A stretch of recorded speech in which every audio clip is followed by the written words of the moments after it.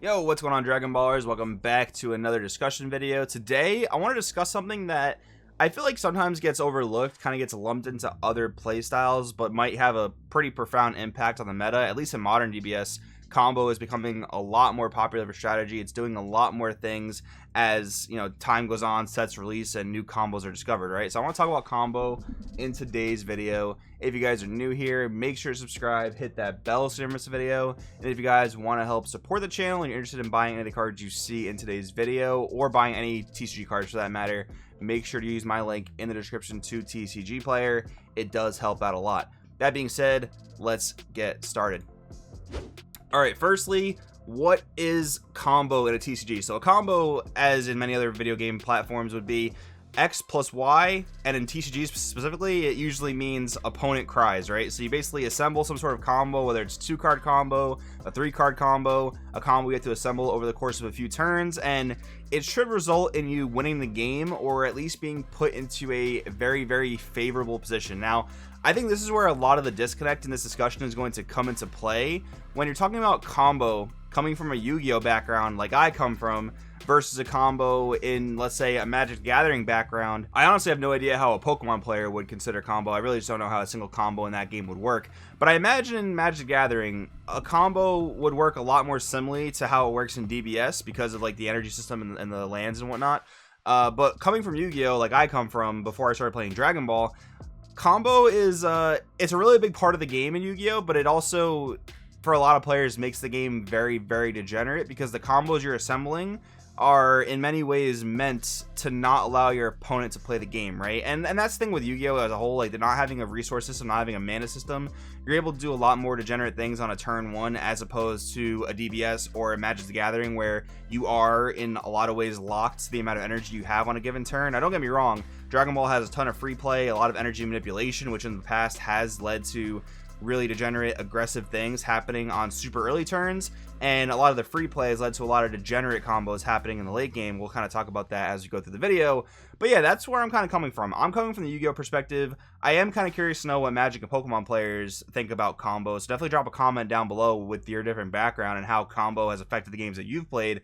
But yeah, combos, at least in my experience in Yu-Gi-Oh and a lot in DBS, honestly, have led to a lot of these situations where it almost leads to a very unfair corner being turned in the game, and we'll see some examples of that. So when I think about combo in DBS, this is like the #1 strategy I personally think of. So AOD Boo and the whole AOD strategy before they got their own leader and whatnot was a really good definition of a combo deck in DBS. We hadn't really seen many true combo decks before this. There were a few, like March of the Great Apes, for instance, is sort of a combo where you're assembling the extra card plus X number of apes. But this one really rang true to me as a combo deck, especially, again, coming from that Yu-Gi-Oh background where I know how combos in that game work. In this deck, by turn 3, you're looking to have put several of your AODs in the drop or warp. You're looking to grab a Child's Wish to be able to play a Boo from your drop area. Then you want to go up the Evolve chain, go into Arcane Absorption Boo, and then spam a bunch of AODs from your drop area and your warp, right? So that was the main combo of that deck, and on turn 3, you were supposed to win the game. This deck did a lot of things in the format that it was relevant in. Unfortunately, got kind of power crept out. Child's Wish got banned, long story short. But yeah, this is the first real iteration of a combo deck that, when I think about Dragon Ball Super Combo, this is what I think about, right? So again, it's not like that Yu-Gi-Oh type of thing where it's that turn 1 degenerate, 5 negate, you can't play the game type of combo. But I do think this is probably pretty similar to what you would see in a Magic the Gathering combo. Something on X turn, you assemble these several cards, and you put out this board, you put out this amount of damage, that you do something that your opponent either can't come back from, or they just lose the game outright. Now, don't get me wrong, I think win cons should exist, and of course I think combos come about in a way that aren't always intended per se, but sometimes they're a bit too unfair, and it's when they're unintended actually is when they kind of really get out of hand. So moving along, looking at a modern DBS combo that was obviously very, very intended. Rival Seeker Goku, which was a piece of support for Invoker that came out a bit later than the actual strategy itself. But basically, you play Rival Seeker, you go into your 6-drop Goku Energy Explosion, you grab as many Catastrophic Blows as you can from your Warp, and that's your burn combo, right? So Rival Seeker plus Energy Explosion plus as many copies of Catastrophic Blow as you can gather and resolve.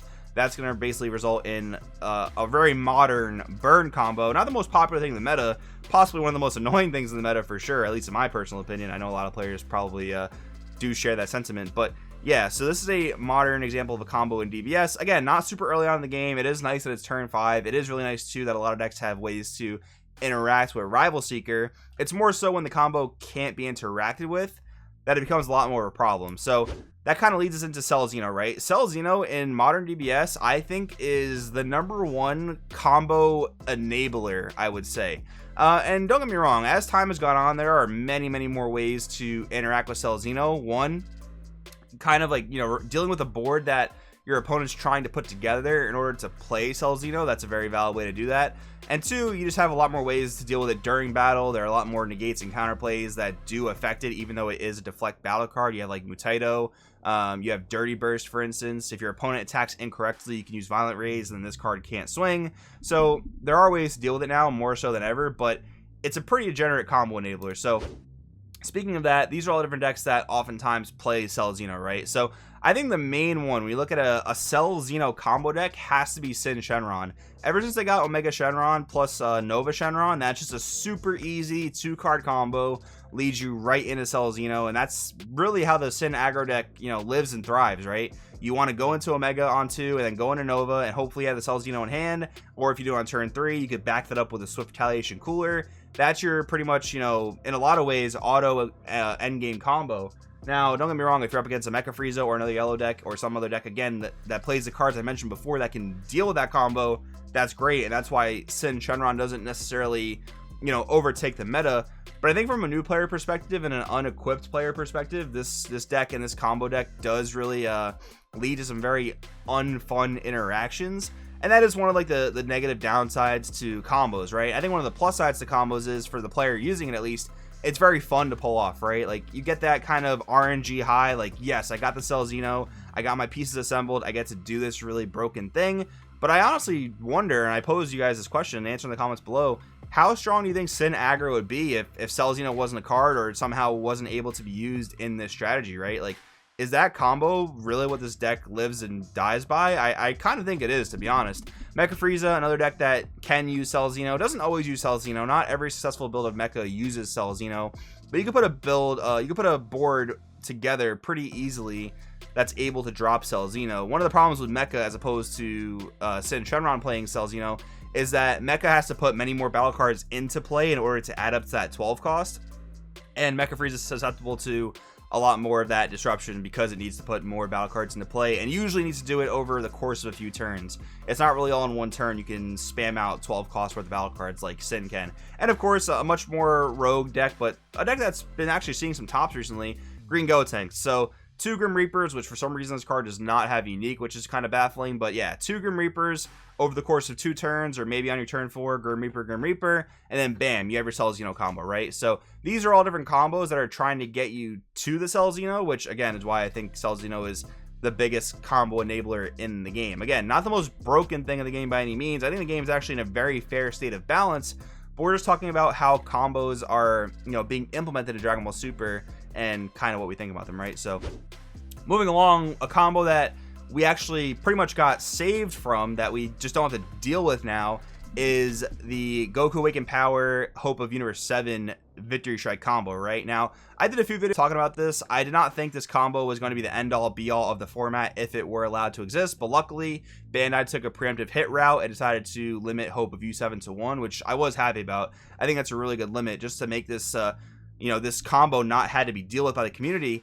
And again, I think if this was a combo that existed out there, the meta could adapt. There are many cards that answer this combo, so it's not necessarily game breaking, but it comes back to what I said about the very unfun experience for players, where an unequipped player, an unexperienced player, they're going to get hit by this combo and they're going to be like, wow, Dragon Ball Super is a stupid game, right? That's what they're going to say in regards to that happening. You don't know how many new players I've tried to get into the game, whether it was during Storm format or Height of Mastery Victory Strike format, where they were like, this deck I'm losing to is stupid. This game is unbalanced, right? And that happens in every game from time to time. I think Dragon Ball Super has been in an incredible state of balance for the past like year and a half now. We haven't had a really like disgustingly gross format since Super Shenron, right? Like Vegex is arguable, but I think Vegex is actually fine for the most part. But yeah, anyways, combos like this, they just lead to very unfun experiences for players. And that's why I'm generally against combo in a lot of ways. Again, this type of thing where these cards are particularly old, but the new cards that came out directly allowed this combo to happen on turn 2. I really do wonder if Bandai, you know, accounted for that, if they intended for that. My money would be on no.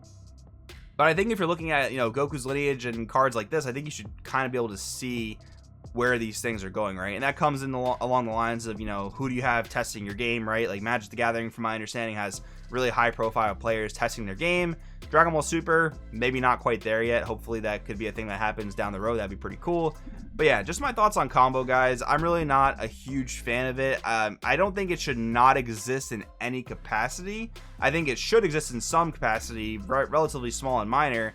I guess even in this modern format, it's in a decent state because the combos are not game breaking. But again, when they happen and a player is not equipped, it does lead to some unfun scenarios. But I guess that's more so for the metagame where the equipped players and the knowledgeable players are able to outplay it. That's also a good feeling in and of itself. But anyways, guys, I want to know what you think in the comments down below about combo strategies, about combos in Dragon Ball Super. What do you think? Let me know. Thanks for watching. I'll see you guys next time.